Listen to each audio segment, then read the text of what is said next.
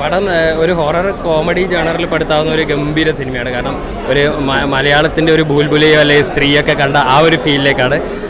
പിന്നെ ഏറ്റവും എടുത്തു പറയേണ്ടത് ഇത്തരം സിനിമകൾ VFX പാളിപ്പോയ എല്ലാം പാളിപ്പോയി. ഇതിൽ VFX അതിഗംഭീരമായിട്ട് വന്നിട്ടുണ്ട്. അതുപോലെ തന്നെ ക്യാമറ വർക്ക്, BGM അങ്ങനെയുള്ള ടെക്നിക്കൽ സൈഡിലൊക്കെ പെർഫെക്റ്റ് ആയിട്ട് വന്നിട്ടുണ്ട്. പിന്നെ പടത്തിന് അത്ര ഭയങ്കര ഗംഭീരമായ പ്രൊമോഷനോ അങ്ങനെ ആരവങ്ങളൊന്നും ഇല്ലെങ്കിലും ആ പടത്തിൽ അതിന് വേണ്ട കണ്ടൻറ്റ് തന്നെ സംസാരിക്കുന്നുള്ള രീതിയിലാണ് പടത്തിൻ്റെ കണ്ടൻറ്റ് വന്നിരിക്കുന്നത്.